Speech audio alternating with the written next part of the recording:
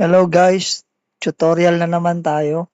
Ang ituturo natin ngayon kung paano kayo magwi-withdraw sa Socialite Gold Gen.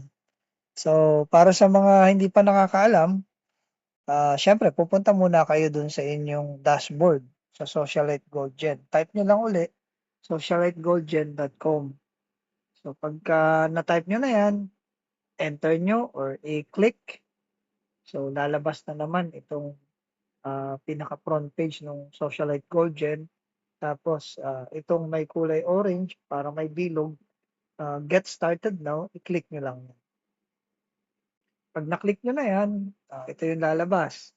Magsa-sign in kayo. Ilalagay nyo yung inyong username, saka yung inyong password. Okay, so yan ang sample. Tapos i-click nyo yung login.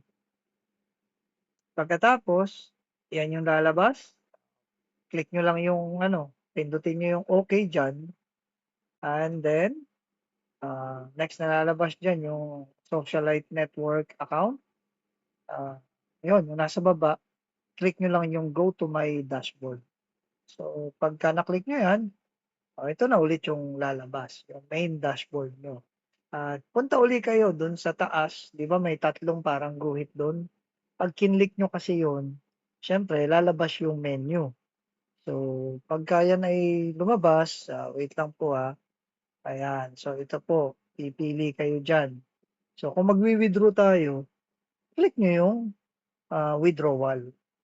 Pag na-click niyo yung withdrawal na yan, ito yung lalabas, yung withdrawal request. So, click nyo uli yung withdrawal request. And then, ito yung lalabas dyan. So, makikita nyo, dito kasi di ba may number, yung parang 1,200 sa taas. Ibig sabihin, ito yung hindi pa na-withdraw. So, yan yung ating i-withdraw. Ibig sabihin, pagka merong number dyan, sa inyong mga dashboard, yan yung pwede nyong ma-withdraw. So, available na wallet para ma-withdraw natin yung 1,200. So, try nating i-withdraw ito. So, ngayon, pag nag-scroll down kayo, ito naman yung lalabas. So, i-fill up nyo yan, yung amount to withdraw. So, mamaya, lagay natin yung 1,200. Tapos, withdrawal method. So, i-fill up nyo rin yan. So, may lalabas dyan either, I think, cash at saka check. Tapos ay yung account password nyo, yung ginagamit nyo dun sa, di ba may username tapos password. So, pagka na-fill up nyo yung mga yan, submit my withdrawal request, i-click nyo lang. So, ito ang mangyayari. Ayan. So, yung amount to withdraw, 1,200.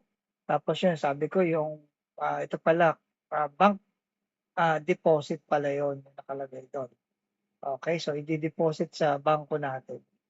Tapos, ito pa. Ayan, so i-fill up nyo rin yung inyong pangalan, yung account number nyo, tapos kung anong pangalan ng bangko nyo. Tapos lagay nyo yung password nyo, and then submit my withdrawal request. Okay, so pagka na-click nyo na yan, nakumpleto nyo yung lahat ng mga information dyan, ayan, so merong itatanong sa inyo, yes, send my withdrawal request. Okay, so kung talagang buo na ang loob nyo i-withdraw, click nyo lang yan. So pag na-click nyo yan, eto na. Yan, lalabas na yan dyan. Ito yung lalabas. So, ibig sabihin, may pending tayo na withdrawal na 1,200. So guys, maliit lang naman yung mga nawi-withdraw pa natin. Pero at least mapapatunayan nyo rito na totoo. So yan, nakapag-withdraw na ako dito ng 1,900. Tapos ay naka-withdraw ng 500. Tapos ngayon naman ay 1,200 naman. So guys, iintayin natin to kasi ang pag-withdraw tuwing Monday lang pala. Take note, no? Tuwing Monday lang yung request ng withdrawal. Tapos yung pagpasok sa account na inilagay nyo dito, papasok yun sa Friday pa. So hopefully sa Friday, aabangan natin yon. Tapos gagawa ulit tayo ng video para doon. Para mapakita natin sa inyo na talagang may pumapasok at may papasok na ah, ibibigay para sa atin. Okay, so guys, yun lang naman yata. So, siyempre kung tapos na kayo, huwag niyo rin kalimutan mag-sign out. So, i-click niyo lang ulit yung parang picture doon, 'di ba? Ayun, yung para sa profile. So, click niyo yung sign out at pagka na-click niyo 'yan, babalik lang kayo dito. Okay? So, yun lang guys at sana makatulong lalo na sa mga gustong mag-withdraw. Bye.